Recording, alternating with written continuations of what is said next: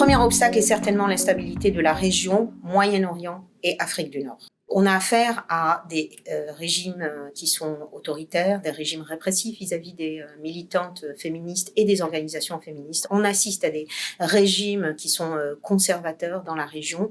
Et tout ceci fait que les associations féministes avancent et reculent. Et elles sont en éternel recommencement dans leur travail. La deuxième chose, c'est véritablement les moyens. Elles ne disposent pas de moyens suffisants, puisqu'on sait aujourd'hui par des études que 75% des organisations féministes dans le monde ont des budgets inférieurs à 30 000 euros. C'est vraiment catastrophique. Aujourd'hui, c'est sans conteste les mouvements féministes et en particulier les mouvements féministes qui se battent contre les violences sexuelles et sexistes qui font le plus avancer leur société. Une étude vient de sortir en montrant clairement que parmi tous les mouvements sociaux, syndicats, partis, autres mouvements sociaux confondus, les mouvements féministes, c'est celles qui ont fait le plus progresser leur société ces dernières années.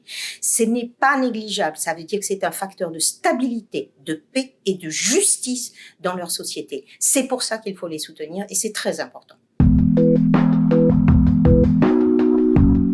Nos messages, c'est pour les États qui vont se réunir au Forum Génération Égalité. Faire des violences basées sur le genre et sexuelles et sexistes une priorité absolue. Pour cela, il faut des moyens.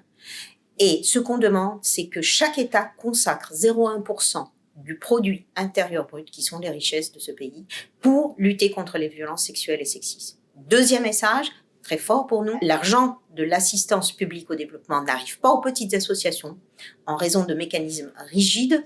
Et pour cela, il faut passer par des structures qui ont une flexibilité comme les fonds féministes. On demande qu'une partie, 10%, de cet APD puisse aller à des fonds féministes pour qu'on puisse mieux cibler ces associations féministes.